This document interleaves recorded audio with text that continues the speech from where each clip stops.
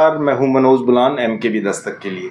आज हमारे स्टूडियो में प्रखर साहित्यकार डॉक्टर शिवताज सिंह ताज हैं, जो हायर एजुकेशन से रिटायर्ड सेवानिवृत्त प्रिंसिपल हैं और अभी हाल ही के दिनों में सामाजिक चिंतक के रूप में तो हैं ही, और जो तात्कालिक मुद्दे हैं उन पर अपनी टिप्पणी व्यक्त करते हैं और परिवर्तनकारी साहित्य मंच के माध्यम से समाज में परिवर्तन किस तरह से आए उसके लिए काम कर रहे हैं। तो आज शहीदी दिवस है। आज के ही दिन भगत सिंह, राजगुरु और सुखदेव को अंग्रेज़ हुकूमत के दौरान फांसी दी गई थी। तो हम आज के दिन शहीद भगत सिंह को किस तरह से हम श्रद्धांजलि, तीनों शहीदों को किस तरह से श्रद्धांजलि दें और उनकी व्यवहारिकता, उनकी प्रासंगिकता क्या है, तो सर से हम जानकारी लेंगे इनसे। सर, आपका स्वागत है, अभिनंदन है। बहुत बहुत शुक्रिया जी। तो आज शहीदी दिवस है, इस पर पहली आप श्रद्धांजलि क्या देंगे सर उनको? आज शहीदी दिवस है। सरदार भगत सिंह, सुखदेव जी और राजगुरु तीनों को आज के दिन फांसी दी गई। वैसे तो सर ये बड़ा दुखद दिन है आज का। मैं यही कह रहा था कि अंग्रेज की क्रूर सरकार में जी तीनों युवाओं को, जो इस समाज के बड़े थिंक टैंक थे, जी एक बहुत सुंदर सामाजिक संरचना यहाँ चाहते थे, जी उनको फांसी पर लटका दिया। और ये हम लोगों के लिए बड़ा दुखद और लेकिन गौरव का विषय इसलिए कि उन्होंने कहा कि मरते हैं भगत सिंह अशफाक अत्याचार से, पैदा होंगे सैकड़ों इनके रुधिर की धार से। जी सर। इस उन्होंने हमें मरना सिखाया, वतन के वास्ते जीना, वतन के वास्ते मरना। कि हम नहीं मरेंगे तो आगे और नौजवान नहीं आएंगे। जी। और बलिदान के बेला में जब एक के बाद एक नौजवान का सर कटेगा तो देश आज़ाद होकर के रहेगा। तो ऐसे गौरवशाली हमारे जी जो युवा नेता रहे हैं, सरदार भगत सिंह जैसे। जी। और दूसरी बात है कि सरदार भगत सिंह को शहीद आजम कहा जाता है। जी। बात इतनी नहीं कि उन्होंने सैंडर्स को गोली मारी, इंस्पेक्टर को, या उन्होंने से लाहौर कॉन्स्पिरेसी केस में उनको गिरफ्तार किया गया, या उन्होंने असेंबली में बम फोड़ा। सर, जब असेंबली की आपने बात कही तो शहीद जो भगत सिंह, उन्होंने जो कहा भाई हमने जो बम डाला है हमने किसी व्यक्ति को मारने के लिए नहीं, अंग्रेज सरकार की हुकूमत को जगाने के लिए था, उस पर वो प्रकाश डालिए सर। हाँ, सरदार भगत सिंह ये कहते थे कि किसी भी प्राणी मात्र को, छोटे छोटे जीव की भी अगर हत्या होती है हमें उसका बड़ा दुख होता है। जी। हमने just we want to make hear the deaf government. जी। बहरी सरकार को हम सुनाना चाहते थे, बहरी गूंगी सरकार को। जी, कि जो हमारी बात सुन नहीं रही। मैं कहना ही चाहता था मनोज जी कि शहीद तो और भी बहुत थे। जी। सरदार भगत सिंह शहीद आजम इसलिए हैं कि एक 25-30 साल का नौजवान केवल मरने की बात या देश की आज़ादी की बात नहीं सोचता, बल्कि ये सोचता कि इस देश के आज़ाद होने के बाद भारत का नक्शा क्या होगा। सर, वो 23-24 साल की उम्र में भी उन्होंने आइडिया ऑफ इंडिया के लिए एक रोड मैप भी तैयार किया। यस। मैं यही कहना चाहता था जी कि किस प्रकार का एक नया रोड मैप उनके दिलो दिमाग में था। सर, 24 साल के युवा में ये शहीद आजम इसलिए हैं जी कि बलिदान की बेला में सिर कटाने का अलग बात है जी, लेकिन एक नए भारत के बारे में सोचना, एक आधुनिक भारत के बारे में सोचना कि देश का नक्शा क्या होगा। क्या आम आदमी का बच्चा स्कूल के दरवाजे तक जा सकेगा? आज जिनके होठों के ऊपर फेफड़ी, जिनके होठ शुष्क है, क्या उनके होठों पर कभी लाली आ पाएगी? ये जो दर्शन है ये बहुतों में अब ऐसा नहीं मिलता। ये इतना चिंतन सभी नौजवानों का नहीं था। जी। वो बलिदान की बेला, हालांकि सभी हमारे लिए पूज्य हैं, हमारे लिए बहुत ही आदर के पात्र हैं, क्योंकि देश के लिए कुर्बान हुए तो उनके खून की कीमत हमारे लिए बहुत ज़्यादा है। लेकिन सरदार भगत सिंह के खून की कीमत इसलिए ज़्यादा है कि वो एक नया भारत चाहते थे, एक ऐसा भारत जो खुशहाल भारत हो। वो कहते थे कि कभी ऐसा नहीं हो कि गोरे अंग्रेज़ों की जगह काले अंग्रेज का भी सोचें। जी। और आप देख रहे हैं कि आज़ादी के बाद से लेकर के सारी आज़ादी की रोशनाई जो है महलों ने हड़प ली। सर, महलों ने हड़प ली। जब शुरू में जब इंदिरा गांधी जी थी, उन्होंने महलों की जो वो एक बार वो बीवी परस को भी खत्म किया। वैसे धीरे धीरे अभी हम जो संविधान जो लागू हुआ है उसकी तरफ बढ़ रहे हैं। विकास की प्रक्रिया जो है वो चली है। जी। और जो पहले सरकारें थी बहुत अच्छे काम किए। प्रीवी पर्स भी उन्होंने खत्म किया, बैंकों का नेशनलाइजेशन लोगों ने किया, जी मल्टीपर्पज प्रोजेक्ट लेके आए, ग्रीन रेवोल्यूशन लेकर के आए। उसी की बदौलत आज आप पढ़ लिख करके यहाँ बैठे हुए, इसमें तो कोई शक नहीं है। जी जी और यही उनका स्वप्न था सरदार भगत सिंह का कि आम आदमी तक आज़ादी का लाभ जाना चाहिए। जी सर, सरदार भगत, आपने बहुत महत्वपूर्ण जानकारी दी। बीच में जब सरदार भगत सिंह की हम जब बात करते हैं, जब उन्होंने एक जेल के दौरान उन्हें ये एक पत्र भी लिखा था जो बड़ा चर्चित हुआ, पूरी दुनिया में चर्चित हुआ, मैं नास्तिक क्यों हूँ, इस पर भी थोड़ा सा अपना प्रकाश। सरदार भगत सिंह, देखिए, आस्तिक होना कोई बड़ी बात नहीं है, क्योंकि सभी हम आस्तिक हैं। जी जी। ईश्वर की सत्ता में विश्वास करना, अपना सब कुछ उसी को सौंप देना, ऐसा करना एक आम बात है। लेकिन इस बात से, इसलिए कि ईश्वर हमें शक्ति नहीं देता है, जी जी, हमें यथार्थवाद के नज़दीक नहीं ले जाता है, जी जी, जीवन की वास्तविकता के नज़दीक नहीं ले जाता, हम अपने पैरों पर नहीं खड़े हो पाते हैं। एक बात तो ये है, और दूसरा ये कि जब हिंदू है मुस्लिम है वो आपस में टकरा रहे हैं, जी जी, और किसी को समझ नहीं आती। आर्य समाज वाले अलग ढंग से सोचते हैं, हिंदू जो सनातनी वो अलग ढंग से सोचते हैं। इससे पहले जो जैन और चारवाक थे वो नास्तिक होते थे। कहते मैं ये चाहता हूँ कि इस देश में जो चिंतन है वो एक वैज्ञानिक चिंतन होना चाहिए, आम आदमी के वैज्ञानिक और तार्किक का भी समझ। ईश्वर को मैं इसलिए नहीं मानता कि अंग्रेज की क्रूर सरकार ने करोड़ों इंसानों को पैरों के नीचे रौंद दिया है, जी जी, और कोई ईश्वर नाम के सत्ता आकर के उनको बचा नहीं पा रही है। तो ऐसे जो इंसान की मिट्टी पलीत होती है और कोई सत्ता आकर के हस्तक्षेप करती नहीं है, तो इसलिए मैं ऐसे किसी ईश्वर को मानने के लिए तैयार नहीं हूँ। उनका बड़ा तार्किक चिंतन था। जी जी। चलो सर, एक बात की और, अभी जेल की, जब नास्तिक मैं क्यों हूँ, जब अंतिम दिनों में जब उसको फांसी दी जा रही थी तो उसके जो दोस्त थे, साथी थे, वो बोले भैया आज तो तू अंतिम उसमें है, तेरे को कल फांसी दे दी जाएगी, अब एक बार तू भगवान, गॉड, अल्लाह, जो भी हम जिसको भी करें, एक बार उसको तो याद कर ले। हाँ, तो उन्होंने मंदिर या मस्जिद में जाना चाहे तो कैसे, क्या है उसका गुरुद्वारा, हालांकि जो वो धर्म में विश्वास नहीं करते थे, हालांकि वो सिख धर्म में जन्म लिया था उन्होंने। बिल्कुल ठीक कह रहे हैं जी। उनकी मान्यता ये थी कि मैं इतना कमजोर नहीं हूँ जी जी, कि मैं किसी ईश्वर पे विश्वास करूँ, आपके कहने से मैं किसी मंदिर में उसमें चला जाऊँ। जी जी। ऐसे मूलतः मैं सिख था जी, लेकिन मेरे जो परिवार वाले थे वो आर्य समाजी थे। हाँ जी, हाँ जी। तो मैंने देखा है सभी को, आर्य समाजियों को भी देखा है, औरों को भी देखा है।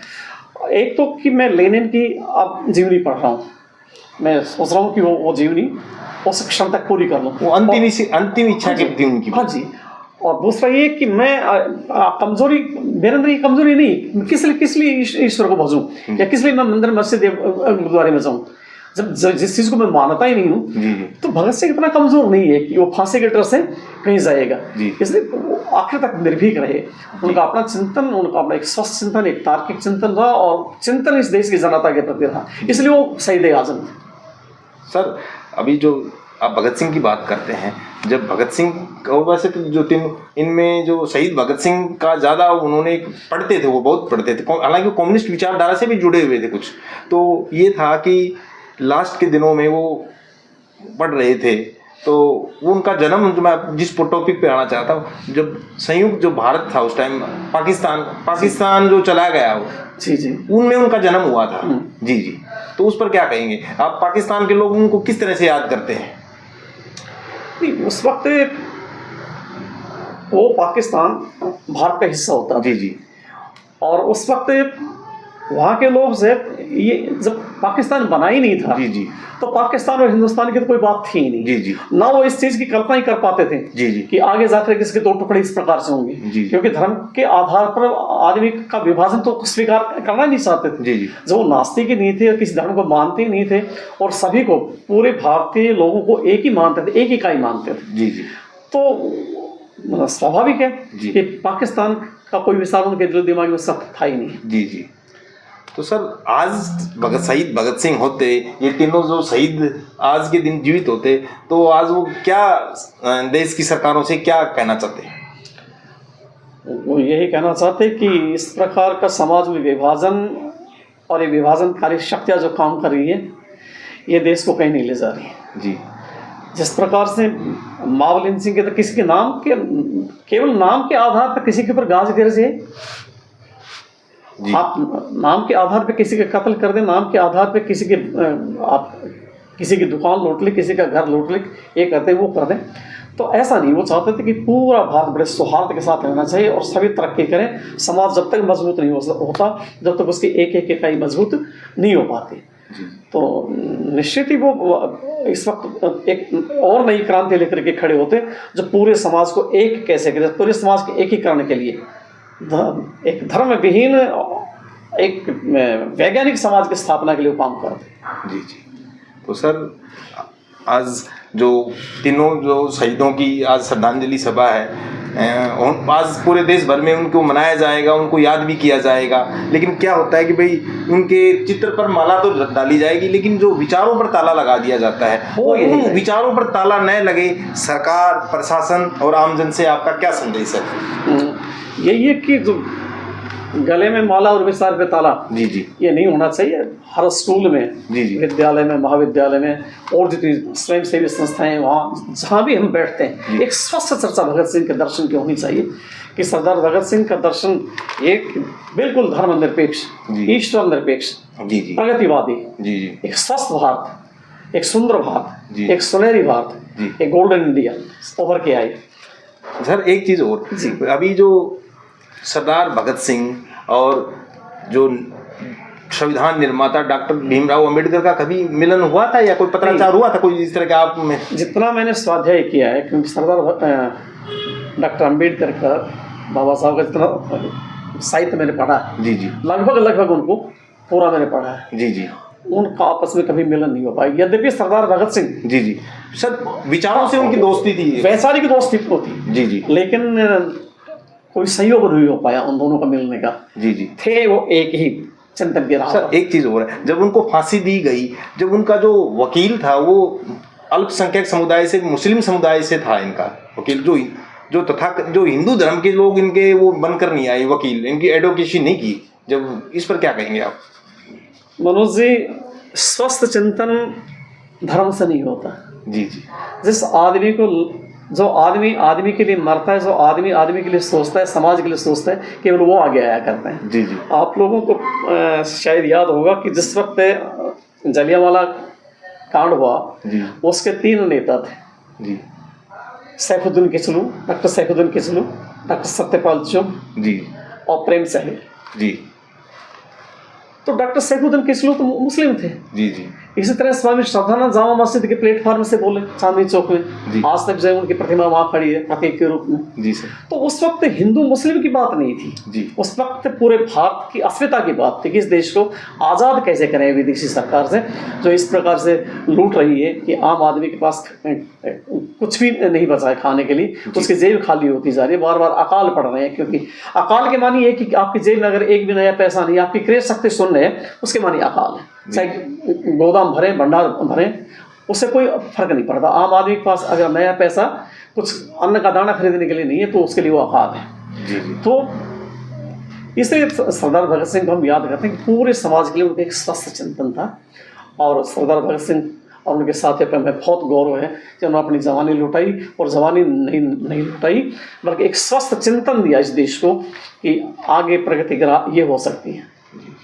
तो डॉक्टर साहब, आपने जो तीनों जो शहीद हैं उनके बारे में बताया, खासकर आपने शहीद भगत सिंह के बारे में आपने बताया। और एक चीज़ मैं आपको थोड़ा सा बता दूं दर्शकों को, डॉक्टर शिवदास जी हैं, इन्होंने अनेक पुस्तकें लिखी हैं, और पुस्तकें भी वैज्ञानिक और तार्किक दृष्टिकोण पर आधारित पर लिखते हैं। सर आपने अभी तक कितनी पुस्तकें लिख चुके हैं आप? 5 पुस्तकें लिखी। सर आपको मौका मिला है आपकी पुस्तक विमोचन समारोह में पहुंचने का, तो अभी आपने जो एक पुस्तक लिखी थी बड़ी, जो कबीरदास जी की जो वैज्ञानिक दृष्टिकोण पर आधारित थी, क्रांतिकारी थी, वो पुस्तक का नाम बताइए। 5 पुस्तकों का एक बार नाम बता दीजिए, शॉर्ट में बता दीजिए। शब्द यथार्थ। अभी जिस पुस्तक का विमोचन है वो शब्द यथार्थ है। इससे पहले आंखें देखी थी, जी जी। उससे पहले बहरे पाषाण था, जी। और उससे पहले हरियाणा की हिंदी कहानी, जी।